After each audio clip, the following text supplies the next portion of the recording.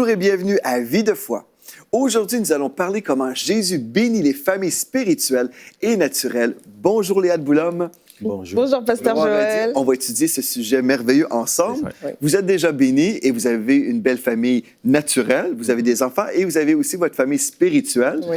Et on va parler de tout ça parce que c'est un sujet fort intéressant. En fait, c'est un message que vous portez dans votre cœur aussi. C'est vrai. N'est-ce pas, en tant qu'Église locale? Oui, tout à fait, parce que pour nous, une église forte, c'est des familles fortes. Amen. Et quand les familles sont fortes, l'église obligatoirement sera forte. On est dans une société où, justement, c'est ce que je dis sur mon témoignage, c'est qu'il y a beaucoup de familles qui sont monoparentales. Il n'y a pas d'équilibre.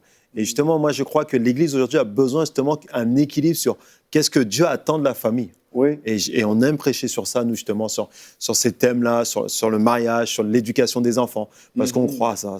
Excellent. Une des choses, juste avant d'aller plus loin dans notre étude, Bien sûr. on veut juste rappeler tout le monde à la maison que vous êtes pasteur en France. La ville, c'est l'école Saint-Cyr. Saint-Cyr-l'École, pardon. Oui, c'est Saint-Cyr-l'École. ça, oui. Donc, dans la région de Versailles. Tout à fait. Donc, si les gens veulent vous rendre une visite, vous avez des cultes le dimanche matin. Tout à fait. Tous les dimanches matins à 10h30, on a notre culte et on ne manque pas à l'appel. On est là. On est Tous les toujours là. dimanches. Et on a un site web aussi, cvc-evelyn.com, où les gens peuvent aller voir, en fait, une page Facebook. On a tout, en fait. Donc, l'église CVC à Saint-Cyr-l'École, c'est nous. CVC, on s'en rappelle, et je suis déjà allé chez vous Tout à fait. plus qu'une fois. Je ne me souviens pas combien de fois, mais j'ai été béni toutes les fois. Donc, vous faites aussi. découvrir cette église dans cette belle région, et puis vous allez être bénis. Amen. Donc, je vous invite à partager un petit peu les choses que vous avez sur votre cœur concernant la famille. Si on peut commencer avec votre famille. Vous avez mentionné, je crois, dans l'émission d'hier, quand on a parlé du Dieu qui nous fait des surprises, en fait, vous avez parlé avec votre famille, avec vos enfants, avant d'accepter le mandat au ministère. Ouais. Tout à fait. Oui, c'est ça. Ah, je vais commencer, oui. En fait, quand on a reçu donc cette proposition, parce qu'il s'agissait d'une proposition, c'est pas quelque chose qu'on nous impose. On dit, est-ce que vous voulez, est-ce que vous sentez dans votre cœur que c'est une réponse à l'appel de Dieu? Et donc, ce qu'on a fait, la première chose, c'est d'en parler avec nos enfants. Et on leur a dit, vous allez commencer à penser à ça, vous allez prier pour ça, et ensuite vous allez revenir vers nous, où on va revenir, on va refaire une réunion familiale pour reparler de ça en fait. Et on leur a dit, priez pour ça vraiment. Puis nous aussi, de notre côté, on devait prier par rapport à ça. Et donc, chacun d'entre eux, ils ont pris leur temps, ils ont prié par rapport à tout ça pour savoir, OK, on va faire le ministère avec les parents ou pas? Pas que ça les engageait personnellement à faire le ministère, mais est-ce qu'ils acceptent, est-ce qu'ils sont avec nous dans ça, Mais dans ils cette s'approprient décision? aussi Voilà, c'est ça. le ministère, d'une certaine façon. C'est comme, oui, nos parents, mais c'est notre Église aussi. Oui, On c'est s'approprie ça, le ministère. C'est ça. Donc, est-ce qu'ils étaient d'accord avec ça? Donc, ils ont prié et ensuite, on a refait une réunion, je pense. Ouais. Et on a reçu les réponses révélations. positives de chacun, en fait, par rapport à ça, en fait. Et nous aussi, on était d'accord pour embarquer, si on peut dire, dans l'aventure, en fait. Ouais, à la québécoise, on dit toujours ça, nous, on embarque. On embarque. Mais c'est surprenant parce que souvent, on met nos enfants de côté. Et on s'est rendu compte que nos enfants avaient plus le cœur ouvert, en tout cas, pour que Dieu leur parle. Et c'est vrai que pendant cette période-là, leur communion avec Dieu était différente. Okay. Et on s'est rendu compte qu'on priait, on avait tous la même réponse. Parce qu'on ne voulait pas de donner de deadline. Okay. Moi, j'ai dit à mon pasteur, on avait dit à mon pasteur, OK, tu nous as fait une proposition, mais nous, on va prier. Il a dit, prenez votre temps. Et je ne voulais pas mettre la pression sur les enfants. Et pour nous, c'était vraiment important que les enfants embarquent, comme vous dites ici, avec nous dans cette aventure. Ouais. Parce qu'en tant que pasteur, on a aussi des poids. Et ça, voilà le rôle qu'on aura joué. On a aussi notre vie de famille. Et ça, c'était important de réaliser, voilà, aujourd'hui, dans quelle vie, maintenant, on va se trouver. Et je trouvais super intéressant comment mes enfants, Dieu avait déjà préparé le chemin. Comme je disais hier, je crois, par rapport à ma fille qui avait déjà eu la révélation qu'on allait être appelé à être dans le ministère. Ouais. Mon fils aussi, lui, qui ne parle pas beaucoup, très peu même, lui, il a eu aussi, oui, il a eu le feu vert. Et Shaila aussi, j'étais surpris de voir comment Dieu peut dire. Et comme je disais, nous, on prie ensemble, mais on dit à chacun maintenant, ayez votre communion. Et on a eu le feu vert à peu près en même temps, n'est-ce pas? Ouais, c'est ça. Le même jour Ouais. qu'on s'est réunis. C'est comme si la porte a dit, OK. Et là, quand je suis parti voir mon pasteur, j'ai dit, il n'y a rien qui peut me dire le contraire. Il n'y avait aucun blocage. Voilà, aucun Ouais. blocage. Vous étiez tous dans l'unité. Donc Tout ça, à fait. C'est super. Ouais. Ouais. Et dans notre cas, par exemple, si je parle juste de ma famille, Bon, mes filles ont toujours grandi dans le ministère, sont venues au monde et puis on était déjà dans l'œuvre de Dieu. Donc, on n'a pas consulté nos enfants d'aucune façon. Oui. Mais je peux voir aujourd'hui que nos 2 filles portent le ministère avec nous. Ceux qui suivent un peu EMC TV, bon, on voit déjà nos filles à l'émission Hosanna. Donc, nos 2 filles sont engagées avec Dieu, consacrées à Dieu et vraiment convaincues du message qu'on prêche. Ça, c'est une chose aussi. Ouais. C'est bon à voir parce qu'on on parle à la maison, on a toujours des échanges autour de la table quand on mange ensemble et puis ils nous racontent un peu des choses qu'ils entendent aussi. Et puis, c'est vraiment impressionnant aussi de voir à quel point ils sont convaincus que Dieu est bon. Ça, c'est une chose que j'aime aussi. Mes filles sont convaincues, nos filles sont convaincues que Dieu est bon. Et dans le monde chrétien, des fois, ben, on dit... En général, les chrétiens vont toujours dire « Ah oui, Dieu est bon ». Mais au final, quand on examine un peu leurs croyances, ils ne croient pas que Dieu fait des bonnes choses. Ils pensent que Dieu est vraiment la source de plusieurs problèmes, en fait, de tout ce qu'on peut imaginer. La malédiction vient de Dieu pour plusieurs chrétiens. Et nos filles s'opposent vraiment. Et je trouve ça intéressant, nos conversations, parce que elles nous communiquent vraiment des convictions concernant la bonté de Dieu. Oui, c'est ça, en fait. C'est pas seulement, en fait, d'accord, on a accepté de faire le ministère avec elles, mais on reste aussi auprès d'elles, d'eux, en fait, de nos enfants, mais on reste aussi auprès d'eux. Il y a certaines choses que on garde pour la famille, des temps où on garde pour la famille, des temps où on instruit nos enfants, des temps où on les exerce, où on les pousse à manifester leur foi ou à travailler leur foi. On va prier avec eux, se mettre en accord avec eux pour demander des choses au Seigneur et qu'eux aussi puissent vivre leur foi et goûter aux bontés du Seigneur, en fait.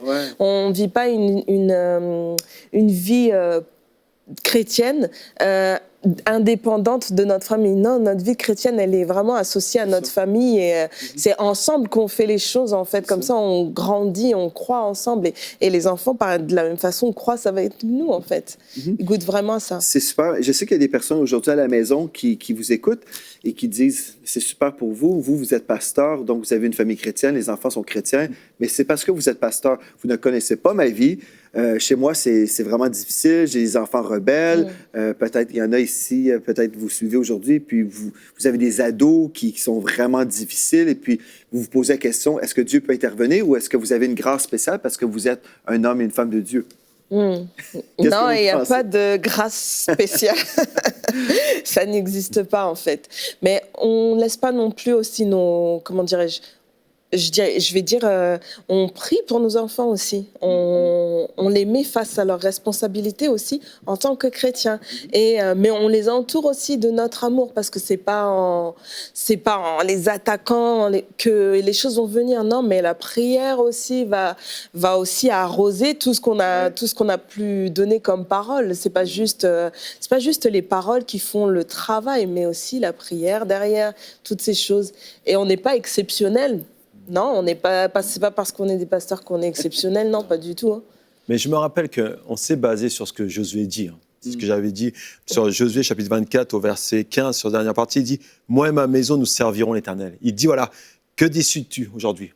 Qu'est-ce que tu choisis ? Nous, on a choisi de voir nos enfants grandir dans le Seigneur, mais surtout qu'ils aient leur propre relation avec Dieu. Nous savons ce qui peut se produire, que des enfants viennent à l'église parce que les parents, à un moment donné, lâchent. Mais on veut vraiment s'appuyer sur ça. Et nos enfants aussi sont confrontés à la réalité. Ils vont dans une école publique, ils vivent avec des amis et tout. Mais ce qui est bien, c'est qu'ils ont vraiment un dialogue et on a un échange avec eux sur ce qu'ils peuvent vivre dans la société et ce qu'ils vivent à la maison. C'est ça. C'est-à-dire, et ça, c'est vraiment important de pouvoir parler librement de tout. Et ce que j'aime, c'est que ma femme aussi, elle est très attentive à ça. C'est que chaque soir, elle les écoute parce qu'ils ont besoin aussi de parler de ce qu'ils vivent, de ce que peut-être leurs camarades de classe racontent, qui peuvent être contraires à la parole de Dieu. C'est légitime parce qu'ils ne sont pas chrétiens. Et ils me posent la question, ou ils posent la question à mon épouse, mais qu'est-ce que tu en penses, maman ? Et elle, qu'est-ce qu'elle fait ? Elle dit, écoutez, ce qu'il dit, c'est vrai, mais regardez ce que la Bible dit. Et on s'est rendu compte que dans cet enseignement, dans ce qu'on leur donnait, leur équilibre n'était pas ce que la société disait, Pas ce que nous on pensait, mais qu'est-ce que dit la Bible. Et tout ça, en fait, c'est possible si on a inculqué à nos enfants la crainte de Dieu. Tout à fait. Parce que si on essaie de forcer nos enfants à croire comme nous, c'est un problème. Mais si nos enfants sont sauvés déjà, il y a le Saint-Esprit en eux, ils peuvent discerner aussi entre le bien et le mal, n'est-ce pas? Et puis, il y a cette révérence qui est là. Je veux honorer Dieu. Si Dieu l'a dit, si je crois aussi que la parole de Dieu, c'est la vérité. Et là, on a simplement à ouvrir la parole, puis on dit, voici ce que Dieu a dit. Et puis là, les enfants vont suivre. Donc, on n'essaie pas de tirer sur les enfants. On n'a pas besoin. Et puis, une des choses, je me souviens, ma mère, quelqu'un avait posé une question à ma mère. Comment avez-vous fait? En fait, c'est un homme de Dieu qui a posé la question à mes parents. C'est ma mère qui a répondu. Mais comment vous avez fait pour avoir des enfants chrétiens? Et puis, ma mère a simplement dit, ne mettez pas des péchés où il n'y en a pas. Parce que souvent, c'est ça, les enfants, ils vivent avec tellement de lois qu'ils vont réagir ou ils veulent comme aller à l'encontre de cette loi. Donc, on met des lois, tu ne peux pas faire ceci, faire cela. Et puis, c'est pas une question de péché, c'est juste comme tu peux pas manger un biscuit après 8 heures. On met des petites lois partout et puis l'enfant se sent totalement envahi et comme zéro liberté. Donc, il veut désobéir parce qu'on a trop mis de lois inutiles. Donc, mes parents, moi, je me souviens, on a eu voici ce que la parole de Dieu nous dit. Et puis là, on voulait comme simplement honorer Dieu parce qu'on aime Dieu. Donc, c'était pas compliqué. Et puis, moi, je pense que c'est vraiment un conseil que je donne à plusieurs parents aussi. Ne mettez pas des péchés où il n'y en a pas. C'est ça.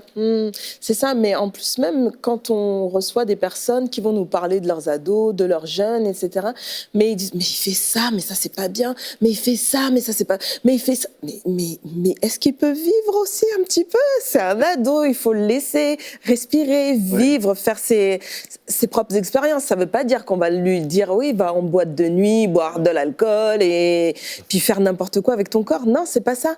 Mais il y a des choses où vraiment il faut laisser un peu de liberté parce que sinon on enferme et puis au final, en fin de compte, ça fait quelqu'un qui veut se rebeller tout le temps, constamment. Et là, à partir de là, on est tout le temps en conflit avec l'enfant et c'est pas bon d'être constamment en conflit. Dieu n'est pas en conflit avec nous et pourtant, nous, est-ce que nous sommes parfaits? Je pense une chose aussi, une chose intéressante que tu disais, Pasteur Pat, c'est que ton épouse, le soir, prend du temps avec vos enfants et puis vous échangez. Et puis, en fait, vous valorisez leur opinion. Il y a plusieurs personnes que j'ai rencontrées dans ma vie qui me disent, pour moi, mon opinion ne valait rien.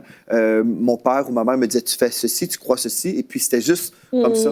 Mais quand on peut parler avec notre enfant, l'écouter, et puis après, on raisonne aussi à partir de la parole, on dit, OK, je comprends, mais la Bible dit ça. Et puis là, l'enfant, en fait, a une place. C'est ça qui est important. Et j'aime ce que tu as dit, il a une place. Et c'est ce que Dieu a fait. Il nous a donné une place. C'est ça. Et je pense que si on marche comme Dieu veut, c'est-à-dire par l'amour, lui laisser la place et laisser les enfants dire ce qu'ils ont à dire, ça va changer aussi la vision de la vie chrétienne. Nous, souvent, c'est ce qu'on dit à l'Église. Je sais que tu le dis souvent. Nous, ce qu'on a, ce n'est pas une religion, mais c'est une relation. Amen. Si nous, on impose à nos enfants, ça devient une religion. C'est pour ça qu'on ne veut pas imposer. On veut qu'ils aient une relation. On a fait aussi des erreurs, et eux feront des erreurs. Il faut les laisser faire. Mais nous, on a un guide qui est suprême dans tout. C'est ça que j'aime, c'est dire qu'est-ce que dit la parole par rapport à ça. Et quand les enfants disent « Ah oui, si la parole dit ça », ils vont être soumis. Pourquoi? Parce qu'ils ne sont pas soumis à nous. Ils sont soumis à Dieu parce qu'ils ont déjà cette relation. Et c'est ce que je dis souvent aux enfants, à mes enfants. Je dis, moi, ce qui m'importe, ce n'est pas que vous venez à l'église, c'est que vous ayez votre relation avec Dieu. Et si on leur laisse cette place-là, ils vont la créer eux-mêmes parce qu'ils savent comment faire. Je pense aussi à la maison, les jeunes ont besoin de voir qu'on est vrai. C'est ça. Quand on parle que ce n'est pas une religion, c'est une relation avec Dieu, comme tu dis, on peut se tromper. Puis si on se trompe, on demande pardon à nos enfants. Je peux demander pardon à ma femme et à mes enfants. Tout à fait. Je pense que pour mes filles, c'est comme, papa, c'est un homme de Dieu authentique. C'est pas simplement quelqu'un qui prêche, mais à la maison, on le voit aussi. Et je pense que c'est très important pour nos jeunes qu'on puisse s'humilier. Je pense qu'il y a des parents, des fois, qui s'imaginent on ne peut pas s'humilier devant nos enfants parce qu'on va perdre une certaine crédibilité. Mais non, au contraire, je pense que ça bâtit notre crédibilité parce que nos filles, par exemple, ou nos enfants, peuvent simplement voir que non, mon père est imparfait et il le réalise. Et si on s'imagine, non, je suis parfait et puis jamais je vais demander pardon, bien, ça crée de la rébellion aussi parce que les jeunes sont allumés, ils peuvent voir qu'il y a des injustices, des choses qui ne sont pas correctes. Et puis, je pense que c'est ça. Si on vit la vraie vie chrétienne à la maison, bien, nos enfants peuvent suivre le Seigneur. Ils vont vouloir suivre le Seigneur. C'est comme mon père disait toujours, la vie chrétienne, ça se passe à la maison. Ouais, j'ai tout à fait C'est ça. Oui, à l'église aussi, mais premièrement, à la maison. Si on vit avec Jésus tous les jours, bien, gloire à Dieu, les enfants le voient aussi, là. Non, mais ce que tu dis est vrai. Et c'est là aussi ce côté où, justement, on doit aussi admettre qu'on peut se tromper. Moi, il y a des fois, il y a ma fille, Shala, que tu connais très bien, des fois, elle me parle, elle me dit, tu m'écoutes pas. Mais on est tellement à penser, nous, surtout nous, dans le ministère, en tant que ministre de Dieu, on pense à l'Église. Après, en tant que mari, on pense à notre femme. Et en tant que père, on pense à ça. On a tellement que quand, des fois, nos enfants nous parlent, on les écoute pas. Et des fois, elle me dit, papa, tu m'as pas écouté. On pourrait dire, mais non, c'est toi qui ne m'écoutes pas. Et non, on se repent. Moi, il m'arrive plusieurs fois de dire... Je pense que ça, Gladys, tu as déjà dit ça aussi à ton mari, hein, j'ai l'impression. Elle me l'a dit. Et quand on s'humilie, là, ils se disent, là, voilà, là, mon père, il prend le temps de m'écouter. Et pour moi, c'est important. C'est pour ça que j'aime ce que dit la parole. Il dit, parents, n'irritez pas vos enfants. Ouais. Des fois, on pense que les irriter, c'est seulement les gronder. Non, c'est aussi ne pas les écouter. Ils ont besoin aussi de leur espace, de leur temps de dialogue, leur temps aussi de dire qu'est-ce que mon père va penser de ce que je fais, qu'est-ce qu'il va penser de ce que je veux faire. Et ça, c'est important. Nous savons que nous avions choisi cette église parce que nous avions notre pasteur, et ça, c'est ça qu'on aimait, c'est qu'il était un modèle, pas seulement en parole, mais aussi en conduite. On a vu ces enfants épanouis. Et pour nous avons enseigné, oui, Dieu d'abord et la famille après. Dieu, l'Église, la famille en dernier. Et je dis, mais c'est pas un équilibre. Non. Je dis, à quoi ça sert de gagner les âmes si mes enfants ils sont dans le monde? Je suis d'accord avec toi. Mon premier ministère, c'est ma famille. C'est vraiment ça. C'est mon premier ministère parce que pourquoi gagner des âmes partout à travers la planète si dans ma propre maison, mes enfants s'en vont en enfer? Donc, je dois vraiment m'assurer que mes enfants sont dans les voies de Dieu. Et puis, après, oui, on peut aller à l'extérieur. Oui, c'est ça. Mais premièrement, il faut prier pour nos enfants. Et puis, Dieu va nous donner la sagesse aussi. Parce que je sais qu'il y a des gens en ce moment qui nous suivent. Peut-être ils vivent une situation difficile à la maison. Peut-être, comme tu mentionnais, dans la société, il y a toutes sortes de choses. Nos enfants, heureusement, ont choisi Dieu. Mais il y en a peut-être qui se rebellent contre Dieu en ce moment. Puis là, on se dit, mais est-ce qu'il y a de l'espoir pour moi au niveau de mes enfants? Toi, pasteur Gladys, en tant que pasteur, tu te retrouves aussi dans une église où tu as sûrement pu conseiller des mamans qui vivent peut-être des défis avec leurs enfants. Ouais. Qu'est-ce que tu pourrais dire aux mères qui sont là, aux pères qui se posent des questions, mais comment regagner cet enfant qui semble s'en aller dans une mauvaise direction? Mais je pense vraiment les choses qui sont importantes. La première chose qui est importante, c'est vraiment de prier Dieu par rapport à cet enfant, de le placer devant le Seigneur et de voir qu'est-ce que Dieu dit. Qu'est-ce que Dieu dit une fois qu'on a arrêté de s'inquiéter pour l'enfant, une fois qu'on l'a déposé sur le trône de Dieu et qu'on l'a abandonné sans vouloir repartir avec notre solution, mais en recevant simplement la solution de Dieu pour l'enfant, eh bien, c'est à ce moment-là qu'on peut se dire, OK, Seigneur, tu m'as dit de faire telle chose. Maintenant, je dois obéir et accomplir telle chose pour mon enfant. Parce que tous les enfants sont différents et je pense que Dieu a une stratégie pour chaque enfant, en fait. Parce qu'il y a des enfants qui vont avoir juste besoin d'avoir davantage besoin d'attention, ouais, tout à fait, d'avoir un rendez-vous par semaine toujours avec son père ou avec sa mère, où là vraiment toute l'attention est focalisée sur lui, ou un autre il a juste besoin d'être un peu plus relâché, libéré parce qu'il a trop de pression sur lui. Il y a beaucoup de choses en fait et chaque enfant est différent et on doit être sensible à l'Esprit de Dieu qui nous parle, qui parle à nos cœurs et qui nous dit, parce qu'on est juste parents pour un temps, ce sont les enfants de Dieu, ce ne sont pas nos enfants à nous. Hein. Et Dieu nous a confié des enfants sur cette terre, mais il veut aussi qu'on puisse les éduquer dans ses voies à lui, afin qu'ils puissent accomplir son plan à lui à un moment donné. Et donc, il faut vraiment être attentif à l'Esprit de Dieu. Qu'est-ce que Dieu veut que je fasse par rapport à mon enfant? Comment je dois réagir? Et telle chose, et telle chose. Je me souviens très bien d'une fois où ma fille, en fait, la grande, je sentais qu'il y avait des choses qui n'allaient pas. Et en fait, je rentrais du travail et je montais les marches de l'escalier pour aller dans notre appartement. Je montais les marches et je sens dans mon cœur, tu dois consulter le carnet de correspondance de ta fille. Wow. Je dis, quoi? Et ça se répète. Et c'est fort dans mon cœur. Alors, dès que j'ai ouvert la porte, je suis allée faire quoi? Je suis partie dans la chambre, j'ai pris le sac, j'ai pris le carnet de correspondance et je regarde. Et je vois qu'il y avait un mot d'un certain professeur et qu'il y avait telle chose qui n'allait pas, etc., etc. Ah bon? Donc, je suis partie voir ma fille et je lui dis, mais ça c'est quoi ça? Et là, elle a dû expliquer tout ce qui se passait. Et grâce à ça, grâce à l'Esprit de Dieu, on a pu éviter une expulsion du collège, oui, à l'époque de ma fille. On a pu éviter pas mal de soucis. Donc vraiment, l'Esprit de Dieu est là pour nous aider et nous conduire dans l'éducation de nos enfants. On n'est pas tout seul, finalement. Non, jamais tout seul en fait. Et ce qui est bien, c'est justement cette réaction-là qu'elle a eue. Parce qu'on peut des fois être en colère. Mais quand Dieu nous dit quelque chose, c'est pas pour condamner la personne. C'est justement pour amener un mot de consolation. Pour l'encourager, dire, voilà, tu as fait ça, d'accord, maintenant, qu'est-ce que tu me dis? Et le fait de ce qu'elle va dire va nous amener justement à trouver la bonne voie. C'est ça. Et j'ai aimé son attitude parce qu'elle ne m'en a pas parlé tout de suite. Parce que moi, en tant qu'homme, des fois, il y a des choses qui vont m'irriter. Elle a pris le temps et après, elle m'a dit, voilà, il faut que tu ailles voir son professeur parce qu'elle a eu des soucis. Mais elle a utilisé cette sagesse que Dieu nous donne. Vraiment, les paroles de consolation, Amen. de force. C'est vrai, Dieu va nous inspirer. Je me souviens, c'est une histoire que j'ai déjà racontée, je pense, à vie de foi, mais c'est vraiment une chose qui m'a marqué. On a 2 filles, Floramé et Félicité. Notre plus jeune, Félicité, elle est passée par une période, en tout cas, assez difficile où elle faisait des crises. Et puis, une fois, Félicité pleurait, puis elle s'emportait en faisant une crise. Puis j'étais là, j'ai dit, mais Seigneur, qu'est-ce qu'on fait? Et puis, le Saint-Esprit m'a dit tout simplement, il ne faut pas la gronder, il faut lui faire un câlin. Et puis, elle faisait une crise, puis c'était pas la réaction. D'habitude, on voudrait que ça l'arrête. Non, on t'arrête. Mais là, c'est comme, fais-lui un câlin. Et puis, finalement, elle s'est calmée. Puis finalement, ça l'a vraiment arrêté la situation. Et puis Dieu a vraiment fait un travail dans sa vie à partir d'un câlin. C'est spécial quand même. Mais elle avait besoin d'être rassurée. Puis sa crise, c'était, en tout cas, bref, sans tout révéler dans les nations.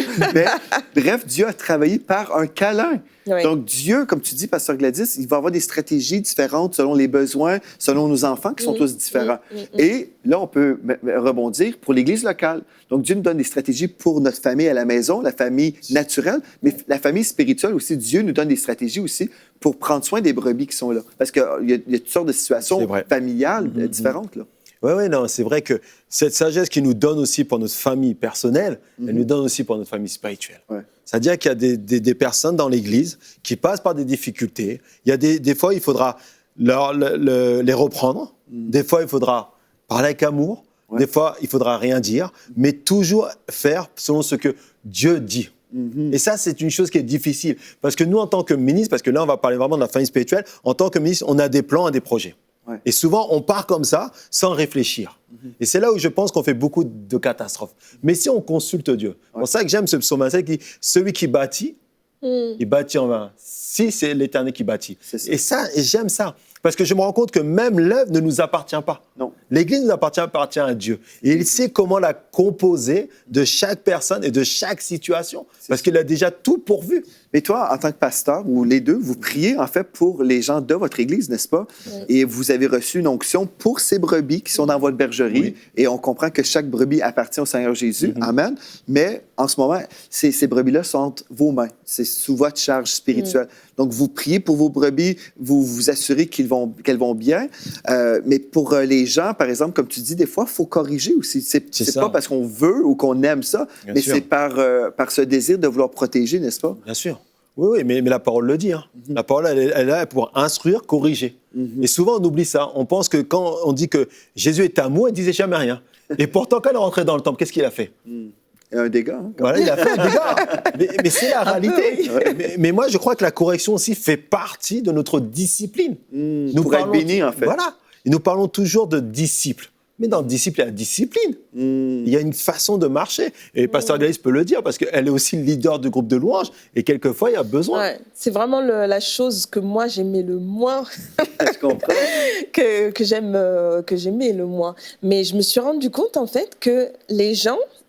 on va leur donner des instructions, ça les aide enfin au final. Au final, ça aide réellement en fait quand ils comprennent bien que c'est un message qui est donné par amour, pour amour de l'autre. C'est pour faire grandir, pour permettre d'évoluer, de faire croître en fin de compte les choses qu'on dit on va reprendre ou qu'on va corriger en fin de compte.